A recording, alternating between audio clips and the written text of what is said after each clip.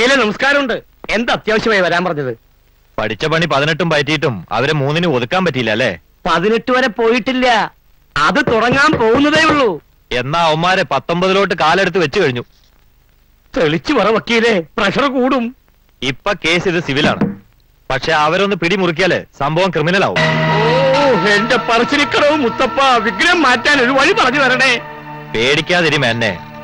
ഇത് അവരുടെ വക്കീല് മാത്യു വർഗീസിന്റെ ഓഫീസിൽ നിന്ന് കിട്ടിയ ഒരു ന്യൂസ് വെച്ച് ഞാൻ പറയുന്നതാണ്. ന്യൂസ് ശരിയാവണമെന്നില്ലല്ലോ, എന്നാലും നമ്മളൊരു തടയിടുന്നത് നല്ലതാണ്. പറഞ്ഞോളൂ. യുദ്ധം കഴിഞ്ഞിട്ട് കിടങ്ങി കുഴിച്ചിട്ട് കാര്യമില്ലല്ലോ. സ്വത്ത് ഭാഗം വെക്കുന്നതിന് മുമ്പ് സ്വന്തം മകൻ, അതായത് അജയൻ, അച്ഛനെ പറ്റിച്ചാണ് ഈ രേഖ ഉണ്ടാക്കിയെന്ന് വന്നാലേ ഞാൻ നേരത്തെ പറഞ്ഞ ക്രിമിനൽ കേസ് വരത്തുള്ളൂ. ഓഹോ, അങ്ങനെ ഒരു ബുദ്ധി അയാളുടെ വക്കീല് വഴി പിള്ളയുടെ തലേ കയറിയ അയാൾക്ക് നിയമത്തിന്റെ മുമ്പിൽ സഹതാപം കിട്ടുന്ന ഏറ്റവും വലിയ പോയിന്റ് ആയിരിക്കും ഇളയ മോളുടെ കല്യാണം. നമ്മുടെ നിയമം എപ്പോഴും പെണ്ണുങ്ങൾക്ക് അനുകൂലമാണല്ലോ. അതുകൊണ്ട് നിശ്ചയിക്കപ്പെട്ടിരിക്കുന്ന ആ കല്യാണം ഉടനെ ഒന്നും നടക്കാൻ പാടില്ല. എത്ര കണ്ട് നീട്ടി വെക്കാൻ പറ്റുമോ അത്ര കണ്ട് നീട്ടി വെപ്പിക്കുക. പിടി കിട്ടിയോ? കിട്ടി വക്കീലെ, പിടി കിട്ടി. എന്നാ ചെന്ന് അതിനുള്ള വഴി ആലോചിക്കും. ഓക്കെ.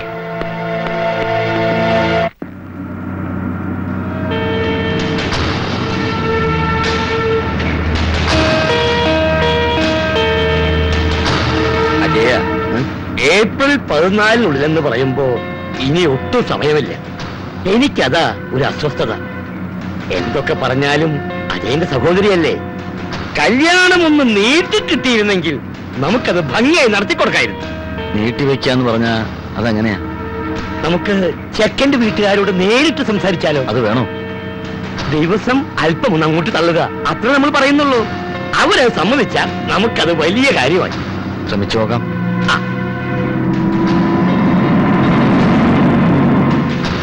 മോനെ, ദാ വലതുവശത്ത് കാണുന്ന വീടാ. ചന്ദ്രപ്പ, വണ്ടി ഒതുക്ക്.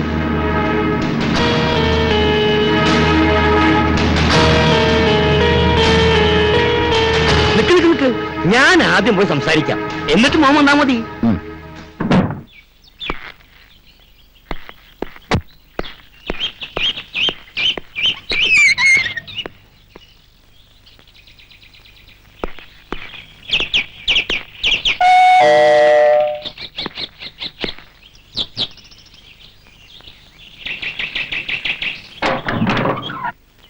നെല്ലിശ്ശേരി വിശ്വനാഥമേനന്റെ വീടല്ലേ? അതെ. എന്റെ പേര് KDP മേനോൻ. നമസ്കാരം. വരൂ, അകത്തേക്ക് വരൂ. അയ്യോ വേണ്ട, ഒരു കാര്യം പറഞ്ഞിട്ട് പോകാനാ. എന്താ വിശേഷിച്ച്? ആ അർജുനൻ പിള്ളയുടെ മകളെ ഇവിടുത്തെ പയ്യന് വേണ്ടി ആലോചിച്ചു എന്നറിഞ്ഞു. അതെ, തീയതി വരെ നിശ്ചയിച്ചല്ലോ. എന്താ കുട്ടിക്ക് വല്ല? ഏയ് അതൊന്നല്ല, പിള്ളയുടെ സാമ്പത്തിക സ്ഥിതി ഇപ്പൊ ഇത്തിരി മോശ. പറഞ്ഞ തീയതിക്ക് കല്യാണം നടക്കേണ്ട കാര്യം സംശയമല്ല, നടക്കാൻ സാധ്യതയില്ല. അയാള് നിങ്ങൾക്ക് തരാമെന്ന് പറഞ്ഞ തുക കിട്ടില്ലെന്ന് മാത്രമല്ല, നാളെ ചെക്കന് ബന്ധുവീടെന്ന് പറഞ്ഞ് കയറി ചെല്ലാൻ ഒരു വീട് പോലും ഇല്ലാത്ത അവസ്ഥയാ. നെല്ലിശ്ശേരിക്കാർക്ക് അങ്ങനൊരു ബന്ധുത്വത്തിന്റെ ആവശ്യം ഇപ്പോഴുണ്ടോ? പയ്യനല്ലേ? അതെ, എന്റെ മോന്. അപ്പൊ കാര്യങ്ങളൊക്കെ നേരിട്ട് അന്വേഷിച്ചേക്ക്, അല്ലെങ്കിൽ പിന്നെ നാണക്കേടാവില്ല. നിങ്ങൾക്ക് ഈ കല്യാണം മുടക്കാൻ എന്താ അത്ര താല്പര്യം? അയ്യേ, കല്യാണം മുടക്കേ? ഞാനോ? ഞാൻ വന്ന് പറഞ്ഞേ ഉള്ളൂ. സ്വന്തം ആങ്ങൾ ഇത് വന്ന് പറയുന്നത് ശരിയല്ലല്ലോ എന്ന് കരുതിയ. കാറിലിരിക്കുക ജയസുധയുടെ ആങ്ങൾ അജയൻ. അജയ, ഒന്നും ഇങ്ങോട്ട് വന്നേ.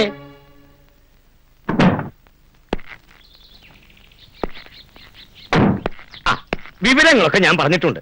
ഇനി ഒരു തീരുമാനം എടുക്കേണ്ടത് നിങ്ങളാ. പറഞ്ഞെന്ന് മാത്രം. എന്നാ പിന്നെ ഞങ്ങൾ ഇറങ്ങട്ടെ. നമസ്കാരം കേട്ടോ. പോവാൻ മോനെ.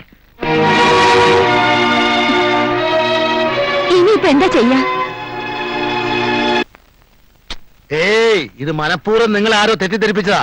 വേറെ ആരുമല്ല, കല്യാണപ്പെണ്ണിന്റെ സഹോദരൻ തന്നെ നേരിട്ട് വന്ന് പറഞ്ഞ കാര്യമല്ലേ. ഇവരെന്താ വിശ്വസിക്കാതിരിക്കണം? നിങ്ങളുടെ കാല് പിടിച്ച് അപേക്ഷിക്കാണ് ഈ കല്യാണം വേണ്ടാന്ന് വെക്കരുത് എന്ന് പറഞ്ഞാൽ എങ്ങനെയാ? സാമ്പത്തികം നിങ്ങൾ ബുദ്ധിമുട്ടിലാണെന്നുള്ള സത്യമല്ലേ? വീടിന്റെ കാര്യത്തിലും കോടതിയിൽ നിന്ന് തീരുമാനം വരണം, ശരിയല്ലേ? പിന്നെ നിങ്ങൾ പറയാൻ പോകുന്നത് കാശിന്റെ കാര്യത്തിൽ കുറച്ച് സാവകാശം വേണം, വീടിന്റെ ഷെയറിനെ കുറിച്ച് നമുക്ക് പിന്നെ സംസാരിക്കാം എന്നൊക്കെ അല്ലേ? എന്താ ഒന്നും മിണ്ടാത്തത്? ഇത്രയ്ക്ക് ഗതിയില്ലാത്ത ആൾക്കാരുമായിട്ടുള്ള ബന്ധം ഞങ്ങളുടെ മോന് തലയിൽ കെട്ടിവെക്കാൻ ഞങ്ങൾക്ക് താല്പര്യമില്ല. അപ്പൊ ഈ വിവാഹം നടക്കില്ല.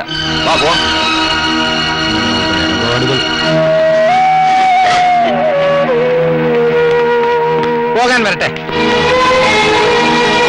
പറഞ്ഞ പറഞ്ഞ തീയതിക്കുള്ളിൽ നിങ്ങൾക്ക് കിട്ടാനുള്ള കാശ് കിട്ടിയാ പോരെ? അതിന്റെ ഉത്തരവാദിത്വം ഞങ്ങൾ ഏറ്റെടുക്കുന്നു. സംശയിക്കണ്ട. പിന്നെ ഈ കല്യാണം മുടക്കാൻ വേണ്ടി സർവ്വ കളികളും കളിച്ചത് ആ ജുബ മേനോനാണ്. സ്വത്തുക്കളെല്ലാം കൈക്കലാക്കാൻ വേണ്ടി അങ്ങേര് അജയനെ കൂടി കരുവാക്കിയതാ. നിങ്ങൾ ഈ പറയുന്നതൊക്കെ ഞങ്ങൾ എങ്ങനെ വിശ്വസിക്കും? വിശ്വസിച്ചേ പറ്റൂ. കല്യാണത്തിന്റെ തലേ ദിവസം പറഞ്ഞ തുക മുഴുവനും ഞങ്ങൾ വീട്ടിലെത്തിച്ചിരിക്കും. അതെണ്ണി നോക്കി കൃത്യമാണെന്ന് ഉറപ്പുവരുത്തിയ ശേഷം മാത്രം വിവാഹ പന്തലിലോട്ട് വന്നാ മതി. അതുവരെ ഒരു സാവകാശം ഞങ്ങൾക്ക് തന്നൂടെ? കൂടുതലൊന്നും ആവശ്യപ്പെടുന്നില്ല, ഒരു മാനുഷിക പരിഗണന അത്രമാത്രം. പിന്നെ വീടിന്റെ ഷെയറിനെ കുറിച്ചോർത്തും നിങ്ങൾ വിഷമിക്കണ്ട. ഞങ്ങൾക്ക് അനുകൂലമായ ഒരു തീരുമാനം ഉണ്ടാവുമെന്ന് ഉറപ്പാണെന്നാണ് അഡ്വക്കേറ്റ് പറഞ്ഞത്. അങ്ങനെയാണെങ്കിൽ ഞങ്ങളുടെ ഭാര്യമാരുടെ ഷെയറും സുധയുടെ പേരിൽ എഴുതി കൊടുക്കാൻ ഞങ്ങൾ തയ്യാറാണ്.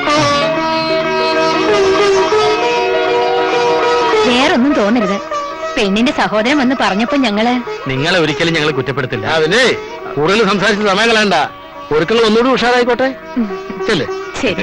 എന്നാ നിങ്ങൾ വരട്ടെ. അർജുനൻ പിള്ളക്ക് ഇനി 5 മക്കളില്ല, 4 ഉള്ളൂ. എനിക്കൊരു അപേക്ഷയുണ്ട്. എന്റെ ശാരദയുടെ ആത്മാവ് ഉറങ്ങുന്ന ആ വീട്ടുമുറ്റത്ത് വെച്ച് തന്നെ മോളുടെ കല്യാണം നടത്തണം. നടക്കും അമ്മാവ. ഈശ്വരൻ അനുഗ്രഹിച്ച് അമ്മാവന്റെ വീട്ടിൽ വെച്ച് തന്നെ സുധയുടെ വിവാഹം നടക്കും. അതെ. നിങ്ങൾ സമാധാനം. കേസിന്റെ ഗതി വെച്ച് നോക്കുമ്പോ വീട് നമുക്ക് തിരിച്ചു കിട്ടാനാ സാധ്യത. പക്ഷെ അങ്ങനെ ഒരു വിധി വരുമ്പോ അത് നിങ്ങളുടെ അളിയനെ കൂടി ബാധിക്കും. അതെങ്ങനെ വക്കീലേ? ഫ്രോഡ്ലാൻഡ് മിസ്റെപ്രസെന്റേഷൻ ഓഫ് ഫാക്ട്സ് IPC 420. ചതിക്കാൻ ഉദ്ദേശിച്ചുകൊണ്ടുള്ള വ്യാജരേഖകൾ ചമയ്ക്കൽ. ശിക്ഷ കഠിനമാവോ? അതിപ്പോ പറയാൻ പറ്റില്ല. പക്ഷേ ചിലപ്പോൾ 3 വർഷം വരെ അകത്ത് കിടക്കേണ്ടി വന്നേക്കാം. അത് കുഴപ്പമില്ല. അകത്ത് കിടന്ന് ചിന്തിച്ചൊരു നല്ല മനുഷ്യനാകാനുള്ള സമയമുണ്ട് അവന്. ആ ജുബയ്ക്ക് ശിക്ഷ ഒന്നും കിട്ടിയില്ലേ? വേണ്ടേ? സാക്ഷിമൊഴികളുടെ അടിസ്ഥാനത്തിൽ പ്രതി കുറ്റക്കാരനാണെന്ന് കോടതിക്ക് ബോധ്യപ്പെട്ടിരിക്കുന്നു. ആയതിനാൽ ഇന്ത്യൻ ശിക്ഷാ നിയമം 420 വകുപ്പ് പ്രകാരം 2 വർഷം തടവോ 1 ലക്ഷം രൂപ പിഴയോ ഏതെങ്കിലും ഒന്നിന് ഈ കോടതി വിധിക്കുന്നു. വേണ്ടേ? ഞാൻ പറഞ്ഞു വരട്ടോ വക്കീല്. സ്വന്തം അളിയനെ തന്നെ കോടതി കയറില്ല.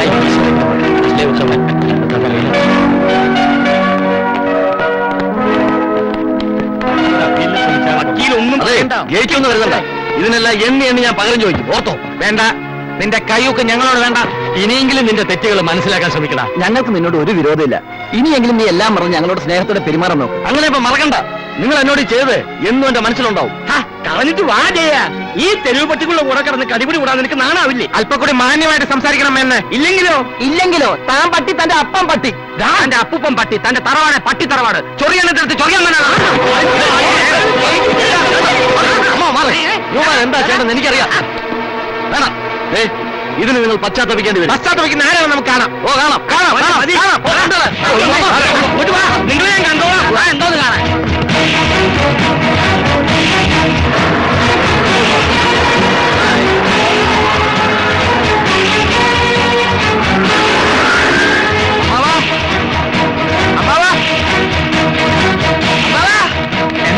എന്താ? സത്യം ജയിച്ചു. കേസിലെ ജുബ്ബ മേനോൻ തോറ്റു തൊപ്പിയിട്ടു. വീടിന്റെ ഉടമസ്ഥ അവകാശം അമ്മാവൻ തന്നെയാണെന്ന് കോടതി വിധിച്ചു. അമ്മാവൻ ആഗ്രഹിച്ച പോലെ സ്വന്തം വീട്ടിൽ വെച്ച് തന്നെ നമുക്ക് സുധയുടെ വിവാഹം നടത്താം. എന്താ അമ്മാവ് ആലോചിക്കുന്നേ? ഒന്നുമില്ല. വിവാഹത്തിനുള്ള കാര്യങ്ങള് കുറച്ചു ദിവസമേ ഉള്ളൂ. അതൊക്കെ ഞങ്ങൾക്ക് വിട്ടു തന്നേക്ക്. എത്ര കഷ്ടപ്പെട്ടിട്ടായാലും അന്തസ്സായിട്ട് തന്നെ ഞങ്ങൾ സുധയുടെ വിവാഹം നടത്തും. ആദ്യം മലപടി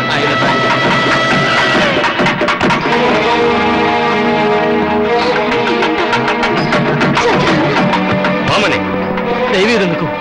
അയ്യാ, പ്രശ്നം ഉണ്ടാക്കരുത്. നടക്കാൻ പോകുന്ന നിന്റെ പെങ്ങളുടെ കല്യാണമാണ്. ഇപ്പൊ അവന് അങ്ങനെയുള്ള ബന്ധങ്ങളൊന്നുമില്ല. നിങ്ങളൊക്കെ കൂടി അവനെ കോടതി കയറ്റിയില്ലേ? അതോടെ തീർന്നു. അതൊക്കെ കഴിഞ്ഞ കാര്യങ്ങളല്ലേ. എല്ലാം നമുക്ക് മറക്കാം. അതങ്ങനെയൊന്നും മറക്കാൻ പറ്റില്ല. അതെയാ, എന്തും നമുക്ക് പറഞ്ഞു തീർക്കാം. ഈ ചടങ്ങൊന്ന് കഴിഞ്ഞോട്ടെ. നിങ്ങൾ തന്ത്രങ്ങളൊക്കെ എനിക്കറിയാം. ഒരിക്കൽ നമുക്കിട്ടൊന്ന് പണിതല്ലേ? അജയ്യ, ചെന്ന് എഴുതി വാങ്ങിക്കടാ. ഇതുപോലൊരു അവസരം വേറെ കിട്ടാനില്ല. ചെല്ലട വേഗം. കുഴപ്പമുണ്ടാക്കി. ഇത് ശരിയല്ല സാർ. ഏത് ശരിയില്ലെന്ന്? എടാ, ഈ കല്യാണം ഞാൻ നടത്തില്ല. എങ്കിൽ അത്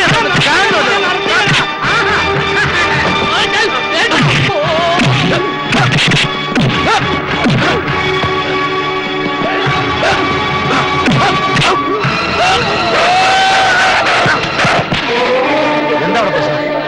അജയ, ഒന്നും അജയ പറയുന്ന നീക്ക് എന്താ വിചാരിച്ചത് ഞാനിന്ന് ഇരുമ്പഴിക്കുള്ളിൽ കഴിയുന്നു. എല്ലാരും ഇതിൽ ഒപ്പിട്ടില്ലെങ്കിൽ ഈ കല്യാണം ഞാൻ നടത്തില്ല. അച്ഛനാ പറയാം.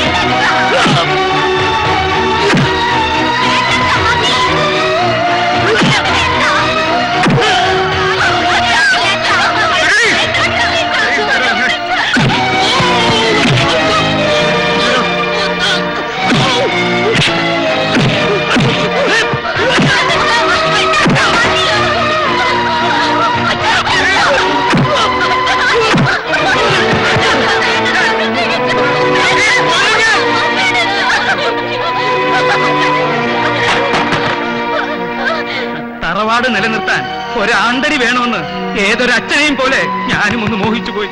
അവസാന കർമ്മം ചെയ്യാൻ ഒരു മകൻ വേണമെന്ന് ആരാഗ്രഹിക്കാത്തത്? നിന്നെ എനിക്ക് ദൈവം തന്നപ്പോ ഞാൻ എന്റെ മറ്റുള്ള മക്കളെ വരെ മറന്നു. മക്കളെല്ലാവരും ഒരുപോലെയാണെന്ന് നിന്റെ അമ്മ എന്റെ ശാരദ കണ്ണീരോടെ പറയുമ്പോഴൊക്കെ ഞാൻ എതിർത്ത് നിന്നിട്ടേ ഉള്ളൂ.